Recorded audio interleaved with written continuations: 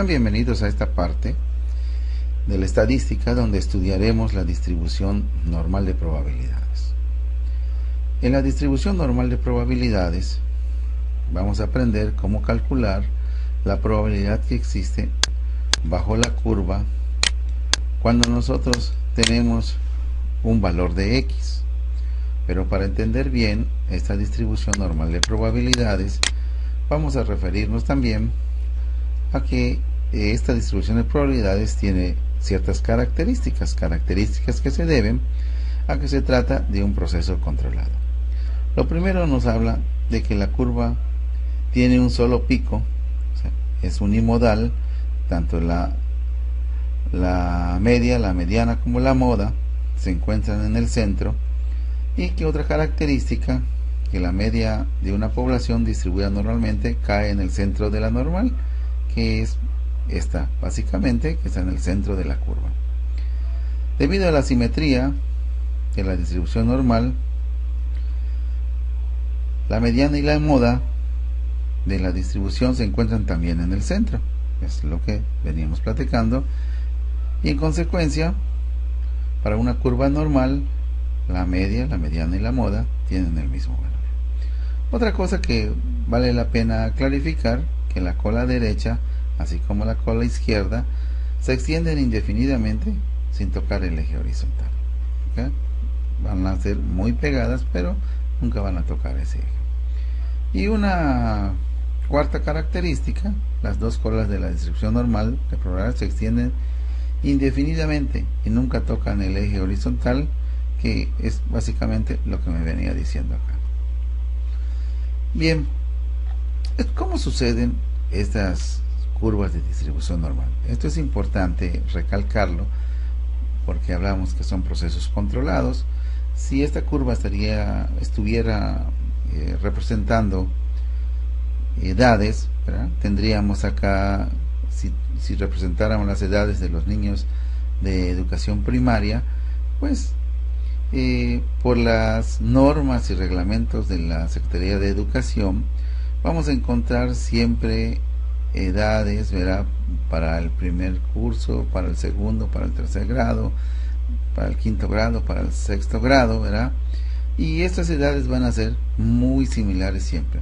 Los controles que son los reglamentos de la Secretaría, que impiden que haya niños de edades superiores a las que deben de aceptarse en cada uno de los grados, y cuando tienen edades superiores, pues sencillamente los canalizan a la educación por adultos o algún otro sistema de educación especial. Eso hace o obliga que la curva siempre se comporte de una manera normal, porque es un proceso controlado, y los controles, obviamente, volvemos a repetir, son las políticas y las normas que sigue la Secretaría de Educación. No, en cambio, sucedería con los alumnos, por ejemplo, de una universidad privada, que permite que ingresen alumnos que acaban de egresar del nivel preparatoria, o también alumnos que ya tengan muchos años de haber egresado la educación preparatoria o nivel básico superior, ¿verdad? Entonces, esto hace que la curva no se comporte de una manera normal. Otra de las situaciones, porque eso no significa que el proceso no esté controlado, pero sus controles no están relacionados con la edad, ¿verdad? Como la que estaría representando una curva como la que tenemos aquí. Bien, otra de las cosas relevantes que necesitamos clarificar para entender este concepto de la distribución normal está relacionado con la desviación estándar. Y para entender o reafirmar ese concepto visto en capítulos pasados, vamos a ver estas tres curvas. La primera curva representa la curva A. Vemos que tiene una dispersión pequeña, o sea, la desviación estándar es igual a 1, y que la curva es muy esbelta, por eso le llaman curvas leptocúrticas. La B tiene una dispersión un poco mayor, pero se puede decir un mayor que se representa como un estándar, ¿verdad? para las distribuciones normales, por lo cual le llaman una curva mesocúrtica, ¿verdad? Vean que su desviación estándar son 5, o sea, esto significa que, recordando la desviación estándar, que en promedio, si yo tomo un dato al azar, ¿verdad?, en promedio de esos datos, la diferencia que existe entre la diferencia promedio entre un dato y la media del conjunto de datos es 5. Y aquí la diferencia en promedio que existe entre un dato y su media es igual a 1. Quiere decir que la segunda curva tiene más variabilidad que la primera curva. En otras palabras, también podemos decir que en la curva A la mayoría de los datos están muy cercanos a la media, y en la curva B los datos están un poco más alejados de la media, o en otras palabras, hay más datos que están más alejados de la media. Como último, veríamos la curva C, que nos está representando una curva muy plana, por lo cual la conocen como curvas platocúrticas, y que me dice que tiene una dispersión muy grande, o sea, hay elementos que se encuentran muy alejados de la media, como me está indicando una desviación estándar de 10. Quiere decir que mientras la desviación estándar sea más grande, indica que los valores, o hay valores que en promedio se encuentran más alejados de la media del conjunto de datos. Noten aquí que ambas curvas, o sea, las tres curvas que tenemos, la A, la B y la C, tienen una media de 50. Sin embargo, o sea, comparten la misma media, sin embargo, tienen tres desviaciones estándar totalmente diferentes. Si esto estuviera representando negocios o dinero de un negocio, todos buscamos que en un negocio los negocios sean lo más consistentes posibles, o sea, que tengan poca variabilidad, que nos permitan hacer una mejor planeación y mejores inversiones. Así que si yo quisiera escoger entre estas tres, si estas curvas estuvieran representando las utilidades de tres empresas diferentes, pues yo me iría, como la media de los tres es la misma, pues me iría con la curva A, que tiene muy poca variabilidad, o sea que sus ganancias no están muy lejanas de los 50. En cambio, una de demasiada variabilidad me estaría diciendo que un día pudiera yo ganar un peso y al otro día pudiera yo ganar 50 pesos o 100 pesos o 150, pero eso me permite, o en algunos casos no me permite hacer una buena planeación para mis inversiones. Así que realmente, si esto estuviera representando el capital o el dinero que ingresa en una empresa, pues yo me iría con la empresa que tiene menor variabilidad, o sea, con una desviación estándar de 1. En estas tres curvas también podemos notar algo importante. Podemos notar que tienen la misma desviación estándar las tres curvas, tanto la A como la B como la C. Sin embargo, veo que las medias aritméticas son totalmente diferentes. Esto también me lleva a la conclusión que si esto estuviera representando las ganancias o utilidades de una empresa, pues yo preferiría, si las tres tienen la misma desviación estándar, preferiría entonces tomar la que tiene una media de mayor utilidad, que en este caso sería la curva C. ¿Por qué? Tengo más dinero en promedio y la desviación estándar es la misma. Y en el tercer caso, si también esto estuviera representando utilidades de una empresa, puedo notar que en este caso tienen diferentes medias y también tienen diferentes desviaciones estándar las tres curvas. Si esto representara también utilidades de una empresa, pues yo tendría que decidir algo, ¿verdad?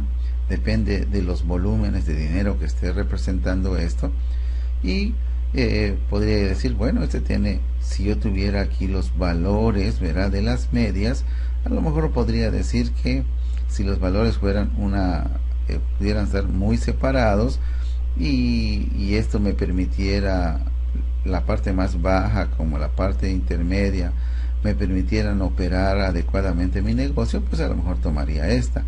Pero si las medias están tan cercanas, pues yo tomaría la que tuviera, si estas medias fueran muy cercanas, pues a lo mejor tomaría una que tiene una variación mínima, porque sé que va a ser muy consistente lo que voy a ganar en cada periodo. No va a variar gran cosa de lo que yo tengo estimado, como estaría sucediendo con la segunda, y peor con el tercer caso.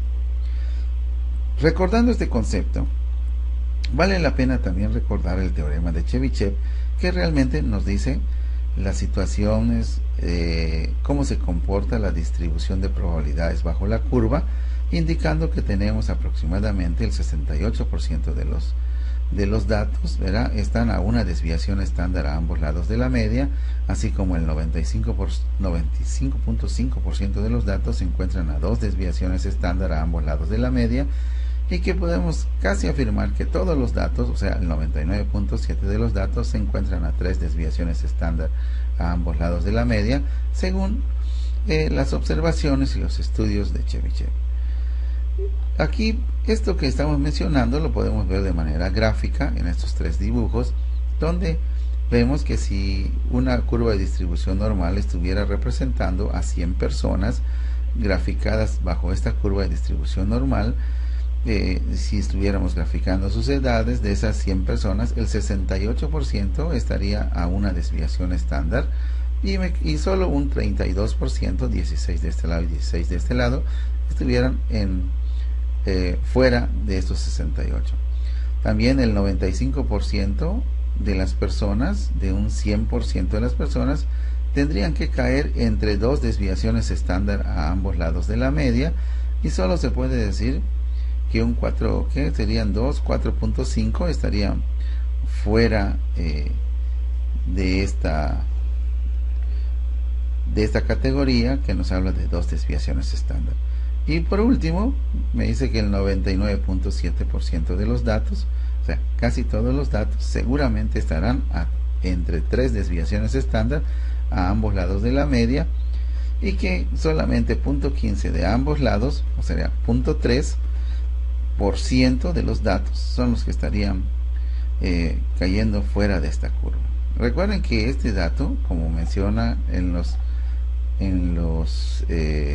incisos o en las características, dice aproximadamente. Esto quiere decir que tiene un grado de certeza y un grado de incertidumbre, y que no en todos los casos se cumplirá al 100%.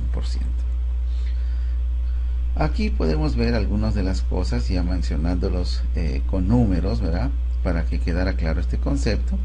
¿Qué significa? Si aquí tenemos una desviación estándar y la desviación estándar vale 35, eso quiere decir que aquí tendría yo 100 más 35 de la desviación estándar, 135. Y si aquí de este lado le quitara yo 35, ¿verdad?, tendría yo 65. Así que entre 65 y 135 estarían el 68% de todos los datos de esta curva de distribución normal.